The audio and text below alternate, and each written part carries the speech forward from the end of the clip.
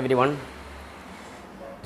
വിൻപ്ലസ് ഇൻസ്റ്റിറ്റ്യൂട്ടിൻ്റെ online ക്ലാസ്സുകൾ നടന്നുകൊണ്ടിരിക്കുന്ന ഒരു മുഹൂർത്തത്തിലാണ് ഇപ്പോൾ എല്ലാവരും.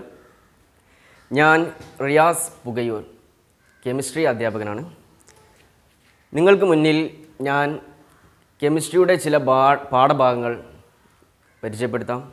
ഫസ്റ്റ് വൺ, നമുക്ക് കെമിസ്ട്രിയുമായിട്ട് 10ാം ക്ലാസ്സിലെ സബ്ജക്റ്റ് പഠിക്കുന്നതിന് മുന്നേ 9ാം ക്ലാസ്സിൻ്റെ ചില ഏരിയകളൊക്കെ നല്ലപോലെ നമുക്ക് മനസ്സിലാക്കേണ്ടതുണ്ട്.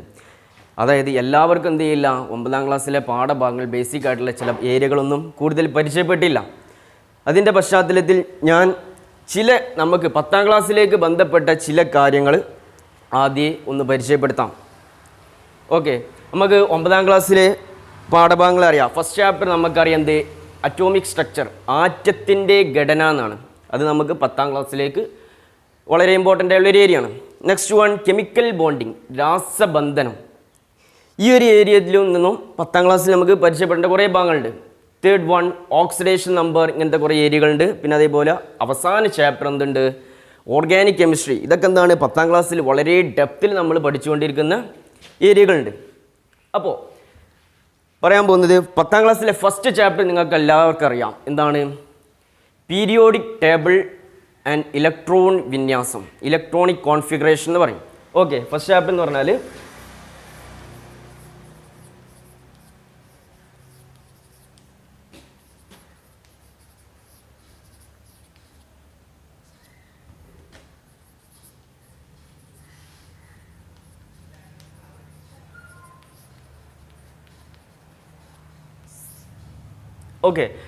നമ്മൾ 9ാം ക്ലാസ്സിൽ പഠിച്ചിട്ടുണ്ട് പീരിയോഡിക് ടേബിൾ.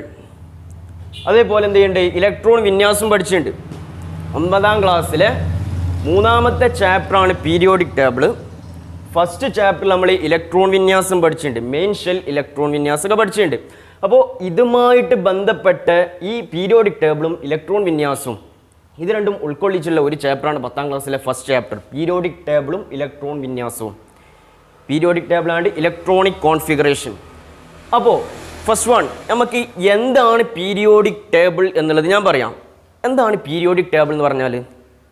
എന്താണ് പീരിയോഡിക് ടേബിൾ ഉള്ളത്? നമ്മൾ എല്ലാം പഠിച്ചിട്ടുണ്ട്. അപ്പോൾ പീരിയോഡിക് ടേബിൾ ഉള്ളത് കുറേ എലമെൻറ്റ്സ്, കുറേ മൂലകങ്ങൾ എന്ത് ചെയ്തിട്ടുണ്ട്, പല ഏരിയകളിലായിട്ട് ക്രമപ്പെടുത്തിയിട്ടുണ്ട്. വെറുതെ ക്രമപ്പെടുത്തിയതാണോ? അല്ല. പീരിയോഡിക് എലമെൻറ്റ്സിന് ഓരോ മൂലകത്തിനും എന്തുണ്ട്, പ്രത്യേകതകളും സവിശേഷതകളൊക്കെ ഉണ്ട്. അപ്പോൾ അതിൻ്റെ അടിസ്ഥാനത്തിൽ ക്രമപ്പെടുത്തിയ ഒരു പട്ടികയാണ്, വർഗീകരിച്ച ഒരു പട്ടികയാണ് എന്ത്, പീരിയോഡിക് ടേബിൾ. അപ്പോൾ ഫസ്റ്റ് വൺ, നമുക്ക് എന്ത് ചെയ്യാം, പീരിയോഡിക് ടേബിളിനെ ഒന്ന് പരിചയപ്പെടാം. പീരിയോഡിക് ടേബിളിൽ ഫസ്റ്റ് എത്ര ഗ്രൂപ്പ് ഉണ്ട്? 18 ഗ്രൂപ്പ് ഉണ്ട് പീരിയോഡിക് ടേബിളിൽ. എത്ര പീരിയഡ് ഉണ്ട്?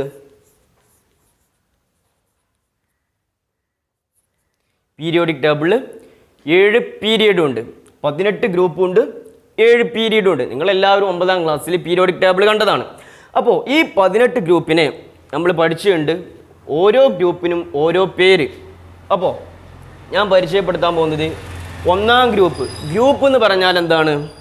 വെർട്ടിക്കലായിട്ട് കുത്തനെയുള്ള കുറേ കോളംസ്, അതായത് 18 കോളങ്ങളാണ് നമ്മളെന്ന് പറയുന്നത് ഗ്രൂപ്പ് എന്ന് പറയുന്നത്. വിലങ്ങനെയുള്ള റോസിനെ, ഹൊറിസോണ്ടലായിട്ടുള്ള റോസിനെയാണ് നമ്മളെന്ത് പറയുന്നത്, പീരിയഡ്സ് എന്ന് പറഞ്ഞുള്ളത്. ഓക്കെ, 1ാം ഗ്രൂപ്പിനെ നമ്മൾ ആൽക്കലി ലോഹങ്ങൾ, 1ാം ഗ്രൂപ്പിനെ നമ്മൾ ആൽക്കലി ലോഹങ്ങളും 2ാം ഗ്രൂപ്പിനെ നമ്മൾ ആൽക്കലൈൻ എർത്ത് ലോഹങ്ങൾ അല്ലെങ്കിൽ ആൽക്കലൈൻ എർത്ത് മെറ്റൽസ് എന്ന് പറയും.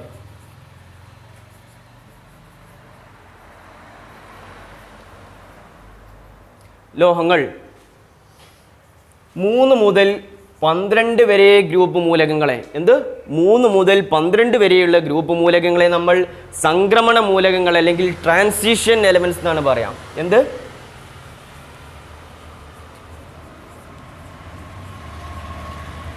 3 മുതൽ 12 വരെ ഗ്രൂപ്പ് മൂലകങ്ങളെ സംക്രമണ മൂലകങ്ങൾ അല്ലെങ്കിൽ ട്രാൻസിഷൻ എലമെന്റ്സ് എന്നാണ് പറയാം.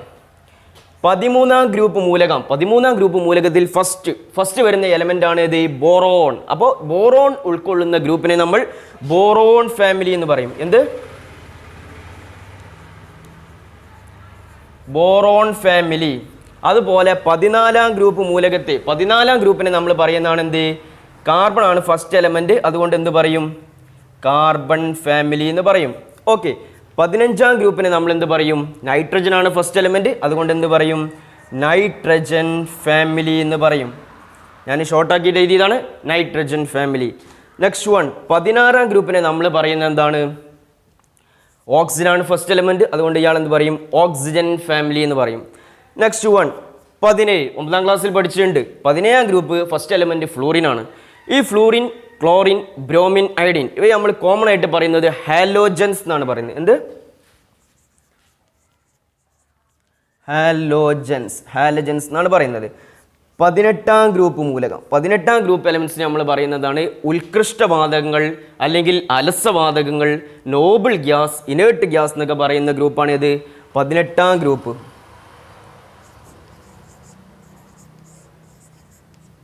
ഉത്കൃഷ്ട വാതകങ്ങൾ. അപ്പോൾ ഒന്ന് ജസ്റ്റ് ആയിട്ട് പരിചയപ്പെടാം. 1, 2 ആൽക്കലി മെറ്റൽസും ആൽക്കലി എർത്ത് മെറ്റൽസും. സെക്കൻഡ് വൺ 3 to 12 സംക്രമണ മൂലകങ്ങൾ.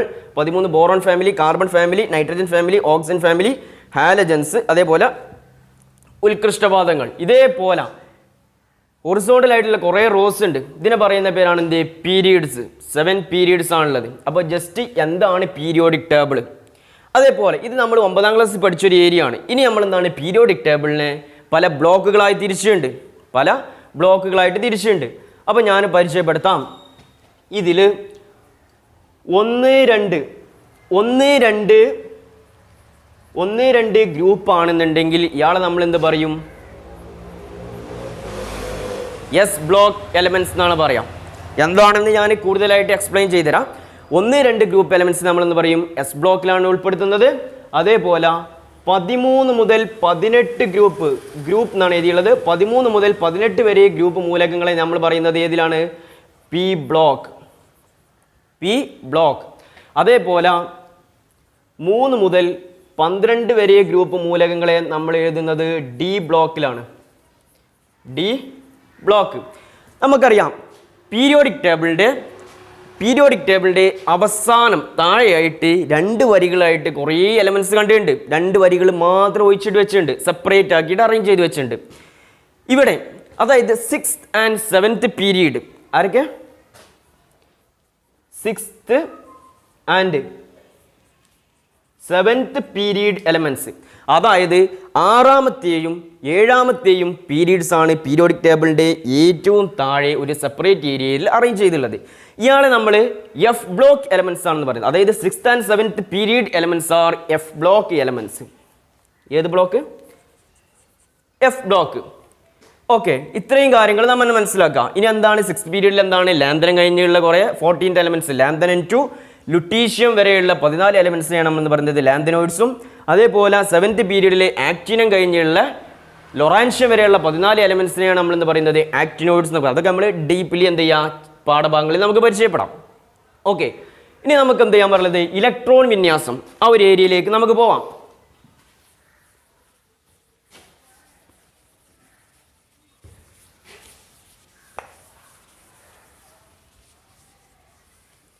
അപ്പോൾ നമ്മൾ ഇപ്പോൾ പരിചയപ്പെട്ടുള്ളത് പീരിയോഡിക് ടേബിളിൻ്റെ ഒരു ബേസിക് സ്ട്രക്ചർ നിങ്ങൾക്ക് തന്നുള്ളത്. ഇനി അതേപോലെ ഇലക്ട്രോൺ വിന്യാസം പറയുമ്പോൾ നമ്മൾ എന്താണ്? ഫസ്റ്റ് ആറ്റത്തിൻ്റെ ഘടന, അറ്റോമിക് സ്ട്രക്ചർ നമുക്ക് മനസ്സിലാവണം. ഫസ്റ്റ് ലേറ്റസ്റ്റ് ആയിട്ടുള്ള ഒരു അറ്റോമിക് സ്ട്രക്ചറാണ് ഏത്? Bohr atomic model. അപ്പോൾ ഫസ്റ്റ് വൺ നമുക്ക് എന്ത് ചെയ്യാം? ബോർ അറ്റോമിക് മോഡൽ ഒന്ന് പരിചയപ്പെടാം.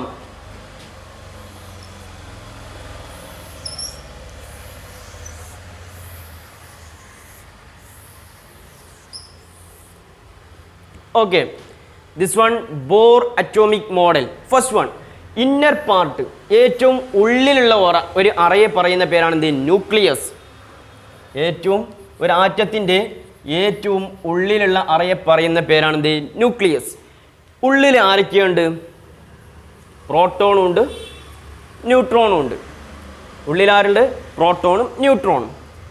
ഇതാണെന്ത്? ഓരോ ഷെല്ലുകൾ, ഒരു ആറ്റത്തിന് നമുക്കറിയാം, കഴിഞ്ഞ വർഷം പഠിച്ചിട്ടുണ്ട്, ഒരു ആറ്റത്തിൻ്റെ ഘടന എന്ന് പറഞ്ഞാൽ ഒരു ഇന്നർ പാർട്ട് ന്യൂക്ലിയസ് ആണ്.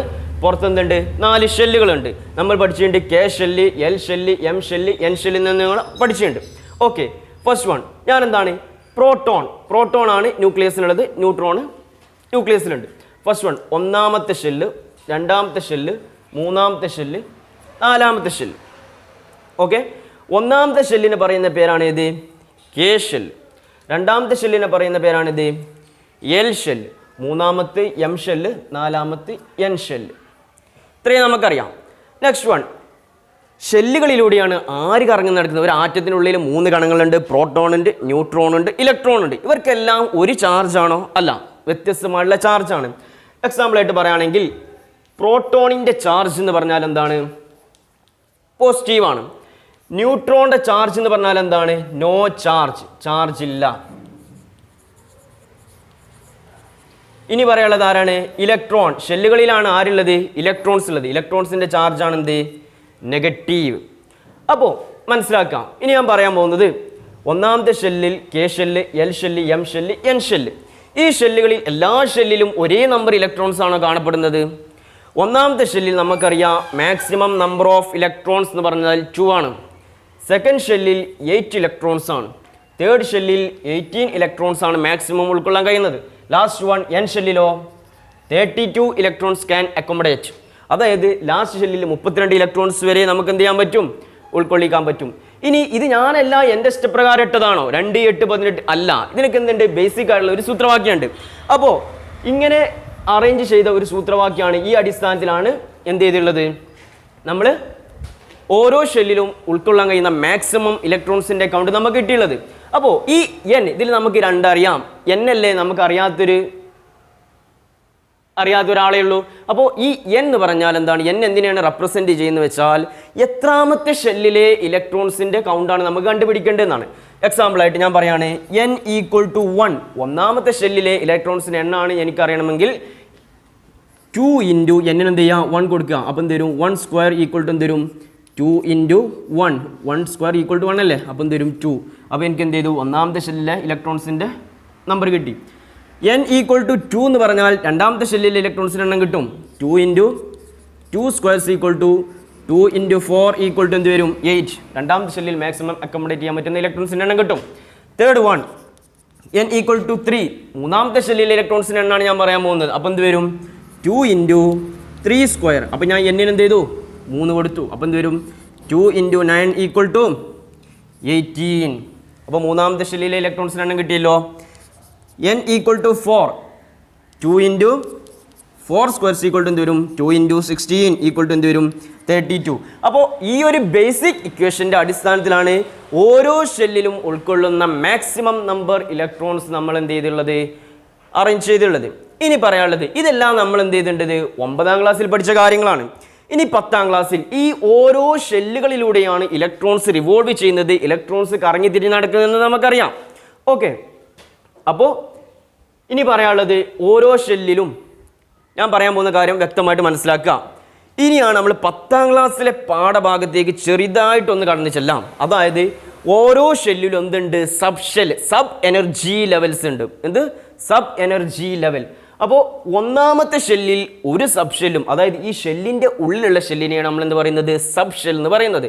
അപ്പോൾ ഒന്നാമത്തെ ഷെല്ലിൽ ഒരു സബ് ഷെല്ലുണ്ട്, രണ്ടാമത്തെ ഷെല്ലിൽ 2 സബ് ഷെല്ലുണ്ട്, മൂന്നാമത്തെ ഷെല്ലിൽ 3 സബ് ഷെല്ലുണ്ട്, നാലാമത്തെ ഷെല്ലിൽ എന്തുണ്ട്? 4 സബ് ഷെല്ലുണ്ട്. നല്ലപോലെ മനസ്സിലാക്കാം. അപ്പോൾ മെയിനായിട്ട് നമ്മൾ പീരിയോഡിക് ടേബിൾ പറഞ്ഞപ്പോൾ SPDF എന്ന് പറഞ്ഞിട്ടുണ്ട്. അപ്പോൾ അതേപോലെ തന്നെയാണ് എന്ത്? സബ് ഷെൽ എന്ന് പറഞ്ഞാൽ SPDF. ഈ 4 സബ് ഷെല്ലാണുള്ളത്. SPDF എന്ന് പറയുന്ന സബ് ഷെല്ലുകളാണുള്ളത്.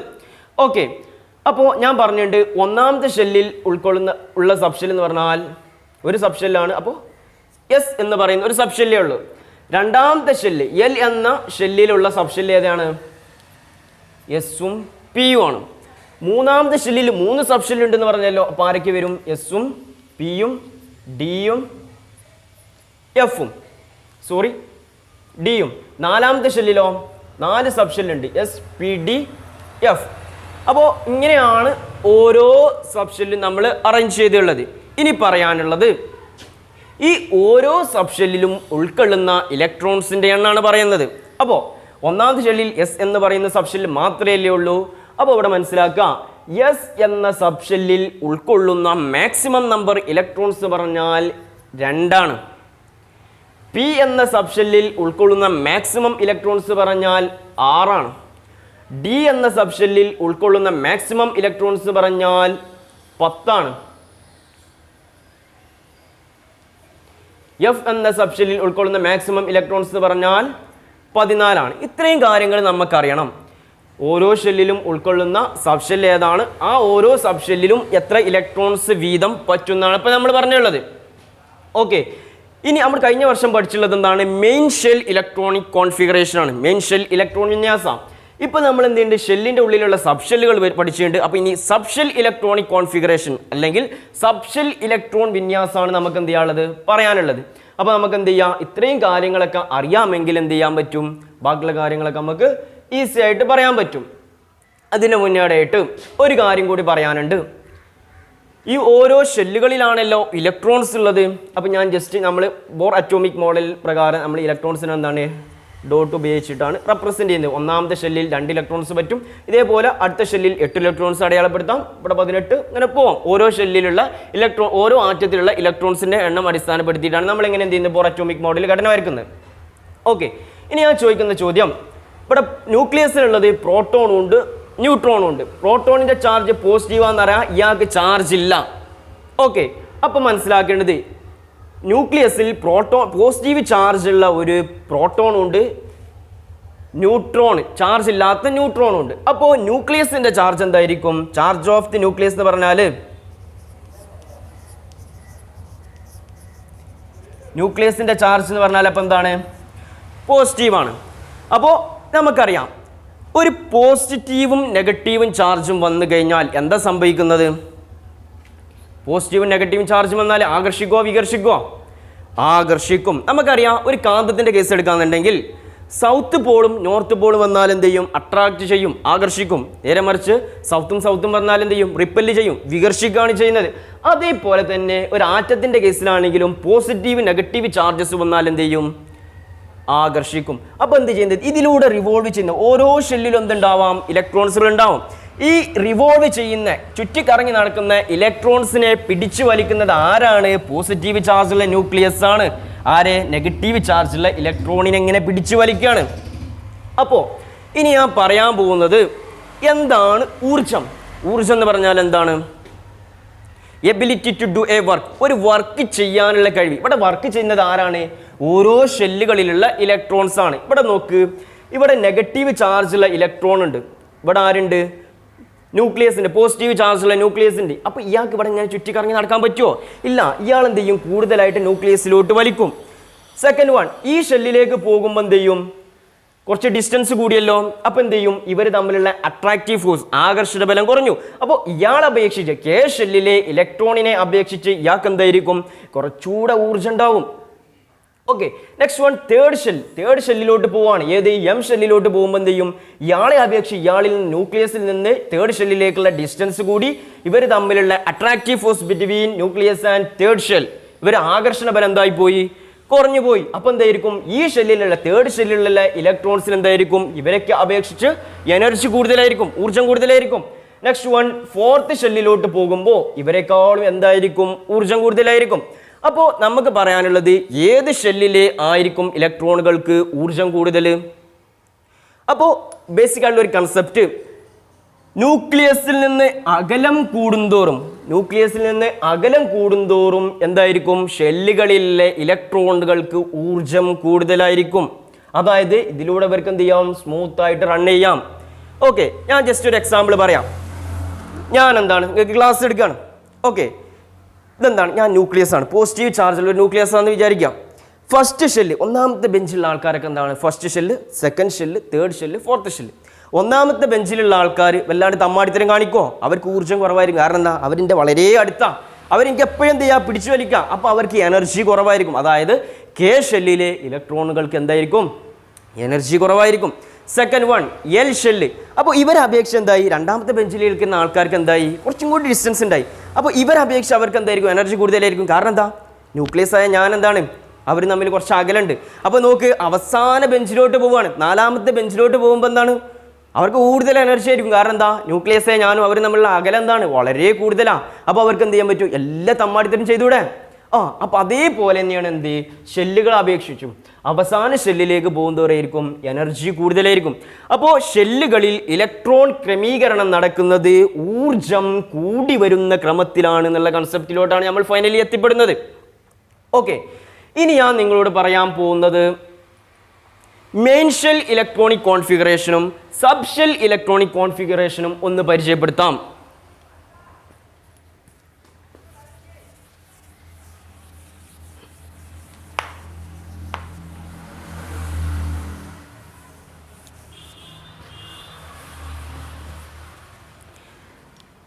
അതിനു വേണ്ടിയിട്ട് നമുക്ക് ബേസിക് ആയിട്ട് സബ് ഷെൽ ഇലക്ട്രോണിക് കോൺഫിഗറേഷൻ ഒരു ബേസിക് ആയിട്ടുള്ള ഒരു ഡയഗ്രാം ഉണ്ട്. അപ്പോൾ നമുക്കറിയാം ഒന്നാമത്തെ ഷെല്ലിൽ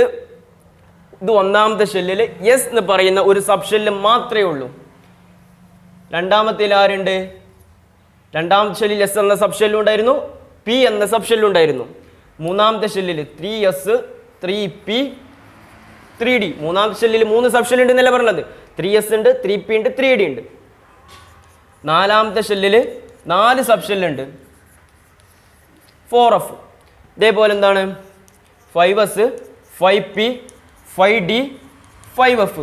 ജസ്റ്റ് എക്സാമ്പിൾ ആയിട്ട്. ഇനി എങ്ങനെയാണ് ഷെല്ലുകളിൽ, ഇതാണ് സബ് ഷെല്ല്, ഈ സബ് ഷെല്ലിൻ്റെ അടിസ്ഥാനത്തിൽ എങ്ങനെയാണ് ഇലക്ട്രോൺ പൂരണം നടക്കുന്നത് നമുക്ക് മനസ്സിലാക്കണം. അപ്പോൾ അതിൻ്റെ ഈ ആരോ ശ്രദ്ധിക്കാം. ഈ ആരോയുടെ അടിസ്ഥാനത്തിലാണ് ഫസ്റ്റ് ഇവിടെ ഫില്ല് ചെയ്തിട്ടാണ് എന്ത് ചെയ്യുള്ളൂ ഓരോ ഷെല്ലിലോട്ടും പോകുള്ളൂ. ഉള്ളിൽ നിന്ന് ഫില്ല് ചെയ്തിട്ടാണ് എങ്ങോട്ട് പോകുള്ളൂ ബാഹ്യതമാ ഷെല്ല് അല്ലെങ്കിൽ ഔട്ടർ മോസ്റ്റ് ഷെല്ലിലോട്ട് എന്ത് ചെയ്യുള്ളൂ ഫില്ലാവുള്ളൂ. അപ്പോൾ സെക്കൻഡ് 1 ഈ ആരോ നോക്കുക, 1s ഫില്ലായി, 2s ഫില്ലായി. Third 1 2p ഫില്ലായി, 3s ഫില്ലായിട്ട്. പിന്നെ അടുത്ത ആരോ ഇങ്ങനെ വരും, 3p ഫില്ലായി, 4s ഫില്ലായി, ഇങ്ങനെ വരുന്നത്. 3d ഫില്ലായി, 4p ഫില്ലായി, 5s ഫില്ലായി, ഇങ്ങനെയാണ് പോകുന്നത്. ഇതാണ് എന്ത് സബ് ഷെൽ ഇലക്ട്രോണിക് കോൺഫിഗറേഷൻ അല്ലെങ്കിൽ സബ് ഷെൽ ഇലക്ട്രോൺ വിന്യാസം നമുക്ക് ഈസി ആയിട്ട് അങ്ങനെ എഴുതാമെന്ന് പറയുന്ന ഒരു ഡ്രോയിങ് ആണിത്. ഓക്കെ, ഞാൻ ജസ്റ്റ് എക്സാമ്പിൾ ആയിട്ട് ഞാനിവിടെ പറഞ്ഞിട്ടുണ്ട് ഓരോ സബ് ഷെല്ലിലും ഉൾക്കൊള്ളുന്ന മാക്സിമം നമ്പർ ഇലക്ട്രോൺസ് ഞാൻ ഇവിടെ എന്ത് ചെയ്തിട്ടുണ്ട് പരിചയപ്പെടുത്തിയിട്ടുണ്ട്. എസ് സബ് ഷെല്ലിൽ മാക്സിമം എന്താ പറ്റുന്നത് 2 ആണ്, പിയിൽ 6 ആണ്, ഡിയിൽ 10 ആണ്, എഫിൽ 14 ആണ്. ഇനി ഞാൻ ആദ്യം ഒരു കാര്യം പറയാം, ജസ്റ്റ് ചെറിയൊരു എലമെന്റ്സിനെ നിങ്ങൾക്ക് പരിചയപ്പെടുത്തി തരാം. എക്സാമ്പിൾ ആയിട്ട് lithium atomic number 3. Lithium atomic number 3ൻ്റെ main shell electronic configuration, main shell electron വിന്യാസം കഴിഞ്ഞ വർഷം നമ്മൾ പഠിച്ചിട്ടുണ്ട്. ഇയാളുടെ കയ്യിൽ അറ്റോമിക് നമ്പർ 3 എന്ന് പറഞ്ഞാൽ ഇയാളുടെ കയ്യിൽ 3 ഇലക്ട്രോൺസ് ഉണ്ട് എന്നാണ്. ഒരു ആറ്റത്തിലെ അറ്റോമിക് നമ്പർ അറിയാമെങ്കിൽ അയാളുടെ ഇലക്ട്രോൺസിന് എണ്ണം എന്തായിരിക്കും തുല്യമായിരിക്കും, ഈ അറ്റോമിക് നമ്പറിന് തുല്യമായിരിക്കും. അപ്പോൾ മനസ്സിലാക്കാം 3 ഇലക്ട്രോൺ ഉള്ള ഒരു ആറ്റത്തിൻ്റെ ഇലക്ട്രോൺ വിന്യാസം എഴുതാൻ പറഞ്ഞാൽ, മെയിൻ ഷെൽ ഇലക്ട്രോൺ വിന്യാസം എഴുതാൻ പറഞ്ഞാൽ കെ ഷെല്ലിൽ എത്ര ഫില്ലായി 2 ഇലക്ട്രോൺസ് ഫില്ലായി, എൽ ഷെല്ലിൽ എത്ര ഫില്ലായി 1 ഇലക്ട്രോൺസ് ഫില്ലായി. അപ്പോൾ എന്തായി 2 + 1 3 ഇലക്ട്രോൺസ് ആയി. ഓക്കെ, ഇതിൻ്റെ സബ് ഷെൽ ഇലക്ട്രോൺ വിന്യാസം, സബ് ഷെൽ ഇലക്ട്രോൺ വിന്യാസം എങ്ങനെ എഴുതാം? ഇതാണ്, ഇത് വെച്ചിട്ടാണ് നമ്മൾ എഴുതുന്നത്. 1s നമുക്കറിയാം 1s ആദ്യം ഫില്ല് ആകുന്നത്. 1s മാക്സിമം എത്ര പറ്റും 2 ഇലക്ട്രോൺസ് പറ്റും. അപ്പോൾ എന്തായി 1s2. അതായത് 1s2 എന്ന് പറഞ്ഞാൽ എന്താണ്? 1 എന്ന് പറഞ്ഞാൽ ഒന്നാമത്തെ ഷെല്ലിനെയാണ് റെപ്രസെന്റ് ചെയ്തത്, എസ് എന്ന് പറഞ്ഞാൽ ഒന്നാമത്തെ ഷെല്ലിലെ എസ് സബ് ഷെല്ലിനെയാണ് റെപ്രസെന്റ് ചെയ്യുന്നത്, 2 എന്ന് പറഞ്ഞാൽ എന്താണ്? ആ എസ് സബ് ഷെല്ലിൽ ഉൾക്കൊണ്ട ഇലക്ട്രോൺസിന്റെ എണ്ണത്തിനാണ് റെപ്രസെന്റ് ചെയ്യുന്നത്. അപ്പോൾ 1s2. ഇനി നമുക്ക് എത്ര ഇലക്ട്രോൺസും കൂടി വേണം? 3 ഇലക്ട്രോൺസ് അല്ലേ ഉള്ളത്. അപ്പോൾ 2 എണ്ണം ഫില്ലായി. ഇനി ആരാണ് 1s ഫില്ലായി കഴിഞ്ഞാൽ പിന്നെ എങ്ങോട്ടാണ് പോകേണ്ടത്? 2s. അപ്പോൾ എന്ത് വരും? 2s1. അപ്പോൾ എന്തായി 2 + 1 എന്തായി 3 ഇലക്ട്രോൺ ആയി. നമുക്ക് എന്ത് ചെയ്യാം, അടുത്ത വേറൊരാളെ പരിചയപ്പെടാം.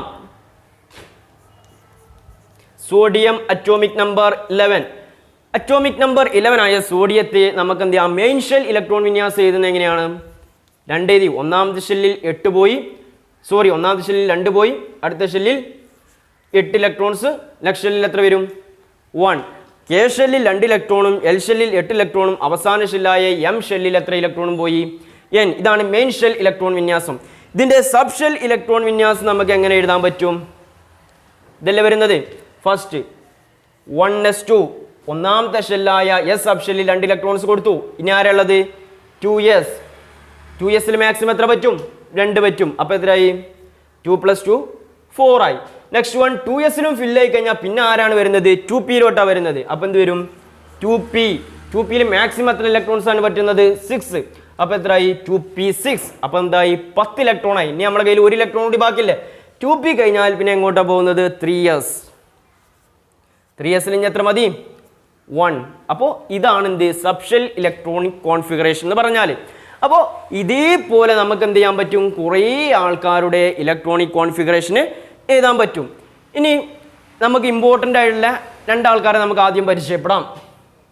അതായത് നമുക്കറിയാം potassium atomic number 19, calcium atomic number 20. അതായത് പൊട്ടാസ്യം അറ്റോമിക് നമ്പർ 19ഉം കാൽഷ്യം അറ്റോമിക് നമ്പർ 20ഉമാണ്. ഇയാളുടെ മെയിൻ ഷെൽ ഇലക്ട്രോൺ വിന്യാസം എഴുതുമ്പോൾ നമുക്ക് എന്താണ് 2, 8, 8, 1 ഇങ്ങനെയാണ് നമ്മൾ എഴുതിയുള്ളത്. അതേപോലെ കാൽഷ്യത്തിൻ്റെ 2, 8, 8, 2. നമുക്കറിയാം മൂന്നാമത്തെ ഷെല്ലിൽ 18 ഇലക്ട്രോൺസ് മാക്സിമം ഉൾക്കൊള്ളാൻ പറ്റും. എന്തുകൊണ്ടാണ് എന്നിട്ട് നമ്മൾ എന്ത് ചെയ്തുള്ളത് 8, 1 എഴുതിയുള്ളത്. അതേപോലെ കാൽഷ്യത്തിൻ്റെ കേസ് നോക്ക് 2, 8 ഇവിടെ 10 എഴുതാമായിരുന്നു. എന്താണ് നമ്മൾ ഇങ്ങനെ എഴുതാൻ കാരണം? അതായത് എല്ലാവരും എന്താണ് കെമിക്കലി സ്റ്റേബിൾ ആണ്. എല്ലാവരും കെമിക്കൽ റിയാക്ഷൻ അല്ലെങ്കിൽ രാസബന്ധനത്തിൽ ഏർപ്പെടുന്ന എന്താണ് കെമിക്കലി സ്റ്റേബിൾ ആണ്. അഷ്ടകം പൂർത്തിയാക്കുമ്പോഴല്ലേ എന്തേ ഉള്ളൂ ഒരു ആറ്റം സ്ഥിരത കൈവരിച്ചു എന്ന് പറയുന്നത്. അപ്പോൾ എന്തുകൊണ്ടാണ് ഇങ്ങനെ എഴുതാനുള്ള കാരണം എന്ന് പറഞ്ഞാൽ നമുക്ക് സബ്ഷെൽ ഇലക്ട്രോൺ കോൺഫിഗറേഷൻ എഴുതുമ്പോൾ മനസ്സിലാവും. അതായത് മൂന്നാമത്തെ ഷെല്ലിൽ ഫില്ല് ചെയ്ത് തീരുന്നതിന് മുന്നേ നാലാമത്തെ ഷെല്ലിലോട്ട് ഇലക്ട്രോൺ ഫില്ല് ചെയ്യാനുള്ള കാരണം മനസ്സിലാണെന്നുണ്ടെങ്കിൽ സബ്ഷെൽ ഇലക്ട്രോൺ വിന്യാസം എന്ന് എഴുതണം. അപ്പോൾ നമുക്ക് നോക്കാം ഇയാൾക്ക് എങ്ങനെ വരും. 1s2 സെക്കൻഡ് 1 2s2 2p6 എന്ത് വരും 3s2 ഇപ്പം എത്രയായി 2, 4, 10, 12 3s2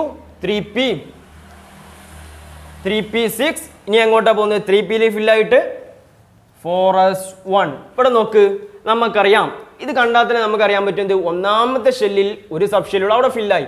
രണ്ടാമത്തെ ഷെല്ല് നോക്ക് 2sഉം 2pയും 2 സബ് ഷെല്ലുണ്ട് അതും ഫില്ലായി. മൂന്നാമത്തേൽ ആരുണ്ട്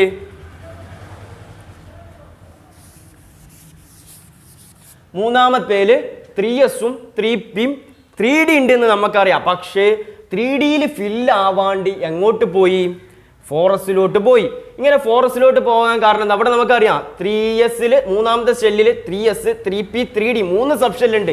മൂന്നാമത്തെ ഷെല്ലിൽ ഫില്ലാവാണ്ട് 3dയിലോട്ട് പോവാണ്ട് 4sലോട്ട് പോകാനുള്ള കാരണം എന്താണ്? അതായത് നമുക്കറിയാം സബ് ഷെൽ ഇലക്ട്രോൺ വിന്യാസം ആയിക്കോട്ടെ മെയിൻ ഷെൽ ഇലക്ട്രോൺ വിന്യാസം ആയിക്കോട്ടെ ഇവിടേക്ക് ഇലക്ട്രോൺ ക്രമീകരണം അല്ലെങ്കിൽ ഇലക്ട്രോൺ ഫില്ല് ചെയ്യുന്നത് ഊർജം കൂടി വരുന്ന ക്രമത്തിലാണ്. അപ്പോൾ നിങ്ങൾ മനസ്സിലാക്കേണ്ടത് കണ്ടോ 3p 4s കഴിഞ്ഞിട്ടാണ് പിന്നെ 3dയിലോട്ട് ഫില്ലാവുന്നത്. ഇതിന് കാരണം എന്ന് പറഞ്ഞാൽ 4s സബ് ഷെല്ലുകൾക്ക് 3dയേക്കാൾ എനർജി അല്ലെങ്കിൽ ഊർജം കുറവാണ്. ഊർജം കുറഞ്ഞ ഭാഗത്ത് ഫില്ല് ചെയ്തിട്ടേ പിന്നെ എങ്ങോട്ട് പോവുള്ളൂ ഊർജം കൂടിയ ഭാഗത്തേക്ക് ഫില്ല് ചെയ്യുന്നുള്ളൂ. അതുകൊണ്ടാണ് നമ്മൾ എന്ത് ചെയ്തുള്ളത് 3d ഇവിടെ ഏതാണ്ട് എങ്ങോട്ട് പോയി ഇതിൻ്റെ അടിസ്ഥാനത്തിൽ 4sൽ ഫില്ല് ചെയ്തുള്ളത്. നെക്സ്റ്റ് 1 കാൽഷ്യത്തിന് നമുക്ക് പരിചയപ്പെടാം. എങ്ങനെ വരും അപ്പോൾ 1s2 2s2 2p6 3s2 3p6 എന്ത് വരും 3pയിൽ ഫില്ലായിട്ട് പിന്നെ എങ്ങോട്ടാണ് പോകേണ്ടത് 4s 3dയിലോട്ടാണോ അല്ല 4sൽ എന്ത് വരും 4s2. അപ്പോൾ മനസ്സിലാക്കേണ്ടത് എന്താണ് സബ് ഷെൽ ഇലക്ട്രോൺ വിന്യാസം എഴുതുമ്പോൾ ഊർജം കൂടി വരുന്ന ക്രമത്തിലാണ് എന്ത് ചെയ്യുന്നുള്ളത് ഇലക്ട്രോൺ ക്രമീകരണം നടക്കുന്നത്. അപ്പോൾ ഇത് ഞാൻ കൂടുതൽ മനസ്സിലാക്കാൻ വേണ്ടിയിട്ട് ഒരു ഗ്രാഫ് ഞാൻ വരച്ചു തരാം.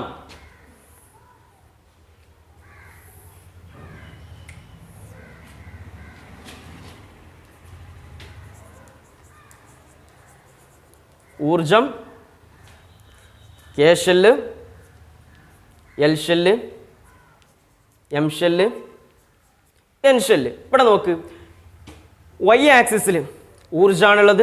ഇവിടെ എന്താണ് എക്സ് ആക്സിസിൽ കിടക്കുന്നത് എന്താണ് ഓരോ ഷെല്ലുകളാണ്. ഒന്നാമത്തെ ഷെല്ലായ കെ ഷെല്ല് ഇവിടെ എന്ന് പറഞ്ഞാൽ ഒന്നാമത്തെ ഇതിൽ എന്താണ് 1s മാത്രമേ ഉള്ളൂ. അപ്പോൾ ഇയാളുടെ എനർജി ലെവൽ എന്ന് പറഞ്ഞാൽ ഇത്രയേ ഉള്ളൂ. രണ്ടാമത്തിൽ ആരാണുള്ളത് 2s ഉണ്ട് 2p ഉണ്ട്. അപ്പോൾ ഇയാളെക്കാളും കൂടുതൽ കുറച്ച് ഊർജ്ജം എന്താണ് ഇയാൾക്ക് കൂടുതലാണ്. ഇനി ആരുള്ളത് എം ഷെല്ലിൽ 3s ഉണ്ട് 3p ഉണ്ട്. ഇവിടുന്ന് എന്താണ് കുറച്ച് ഗ്യാപ്പ് ഇട്ടിട്ടാണ് ആരുള്ളത് 3d. ഈ ഗ്യാപ്പിലാണ് ആര് വരുന്നത്? ഊർജം കുറഞ്ഞ ഫോറസ് വരുന്നത്. ഇനി ഇതിൻ്റെ മുകളിലോട്ടാണ് ആര് വരുന്നത്? ഫോറസ് കഴിഞ്ഞിട്ട് ആരാ വരുന്നത്? 4p ഇങ്ങനെ പോകുന്നത്. അപ്പോൾ മനസ്സിലാക്കേണ്ടത് എന്താണ്? 3Dയേക്കാളും ഊർജം കുറവാണ് ആർക്ക്? ഫോറസ് സബ്ഷെല്ലുകൾക്ക്. അപ്പോൾ ഇത് വളരെ ഇമ്പോർട്ടൻ്റ് ആണ്. പൊട്ടാസ്യത്തിൻ്റെയും കാൽഷ്യത്തിൻ്റെയും കേസിൽ 3D സബ്ഷെല്ലിലോട്ട് ഇലക്ട്രോൺ ക്രമീകരണം നടക്കാണ്ട് ഫോറസിലോട്ട് പോകുന്നതിനുള്ള വ്യക്തമായുള്ള കാരണം എന്താണ്? സബ്ഷെൽ ഇലക്ട്രോൺ വിന്യാസം എഴുതുമ്പോൾ എങ്ങനെയാണ്? സബ്ഷെൽ ഇലക്ട്രോൺ വിന്യാസം എഴുതുമ്പോൾ ഊർജം കൂടി വരുന്ന ക്രമത്തിലാണ് എന്ത് ചെയ്യുന്നത്? ഇലക്ട്രോൺ ക്രമീകരണം നടക്കുന്നത്. ആയതിനാൽ ഫോറസ് സബ്ഷെല്ലുകളെക്കാളും ഊർജം കൂടുതലാണ് ആർക്ക്? 3D സബ്ഷെല്ലുകൾക്ക്. ഓക്കെ, ഇനി പറയാനുള്ളത്, അപ്പോൾ ഇനി നമുക്ക് എന്ത് ചെയ്യാം? സബ്ഷെൽ ഇലക്ട്രോണിക് കോൺഫിഗറേഷനുമായി ബന്ധപ്പെട്ട് കുറച്ച് എക്സാമ്പിൾ നമുക്ക് ചെയ്യാം. ഓക്കെ, അപ്പോൾ ഫസ്റ്റ് വൺ നമുക്കറിയാം, നമുക്ക് കുറേ എലമെന്റ്സ് 10ാം ക്ലാസ്സിനെ അപേക്ഷിച്ച് നമുക്ക് എന്താണ് പീരിയോഡിക് ടേബിളിലെ ഒരു 30 എലമെന്റ്സ് പരിചയപ്പെടേണ്ട ആവശ്യമുണ്ട്. നമുക്കറിയാം, പഠിച്ചിട്ടുണ്ട്, നമുക്ക് ഫെമിലിയർ ആയിട്ട് കുറേ എലമെന്റ്സ് ഉണ്ട്. അതായത് ഖരം, ദ്രാവകം, വാതകം, അതേപോലെ ഉപലോഹങ്ങൾ, ഇങ്ങനെയൊക്കെയുള്ള എലമെന്റ്സ് ആണ് പീരിയോഡിക് ടേബിളിൽ കണ്ടുള്ളത്. അപ്പോൾ ഫസ്റ്റ് വൺ നമുക്കറിയാം, പീരിയോഡിക് ടേബിളിൽ കുറേ ഒരു 30 വരെയുള്ള എലമെന്റ്സ് അത്രേ ഉള്ളൂ 10ാം ക്ലാസ്സിൽ നമുക്ക് പഠിക്കാനുള്ളത്. First one hydrogen, atomic number 1 hydrogen ഉണ്ട്. Helium, lithium, beryllium, boron, carbon, nitrogen, oxygen, fluorine, neon, 10 elements ആയി. Next one sodium, magnesium, aluminium, silicon, phosphorus, sulphurous, chlorine, argon, potassium, calcium, 20 elements ആയി. ഇതൊക്കെ നമ്മൾ എന്താണ് 9ാം ക്ലാസ്സിൽ മാക്സിമം എന്താണ് ബോർ അറ്റോമിക് മോഡലുമായി ബന്ധപ്പെട്ട് കുറേ പഠിച്ചിട്ടുണ്ട്. ഇനി 10ാം ക്ലാസ്സിൽ നമ്മൾ എന്ത് ചെയ്യാം? ഒന്ന് കുറച്ചും കൂടി ഡെപ്തിൽ ഒരു 10 എലമെന്റ്സും കൂടി അഡീഷണൽ ആയിട്ട് പഠിക്കുകയാണ്. അത് ഏതൊക്കെയെന്ന് വെച്ചാൽ scandium, titanium, vanadium, chromium, manganese, iron, cobalt, nickel, copper, zinc. ഈ 30 എലമെന്റ്സ് നിങ്ങൾക്ക് ഫെമിലിയർ ആണോ? 10ാം ക്ലാസ്സിൽ പിന്നെ ഒന്നുമില്ല, ഓൾമോസ്റ്റ് എന്താണ് നമുക്ക് കാര്യങ്ങളൊക്കെ ഈസിയാവും. അപ്പോൾ ഞാൻ എന്ത് ചെയ്യാം? ഏതായാലും സബ്ഷെൽ ഇലക്ട്രോണിക് കോൺഫിഗറേഷനുമായി ബന്ധപ്പെട്ട് കുറച്ച് എക്സാമ്പിൾ തരാം. അതേപോലെ എന്താണ് ഈ 30 എലമെന്റ്സ് വരെ ഒന്ന് നമുക്ക് എന്ത് ചെയ്യാം? പരിചയപ്പെടാം.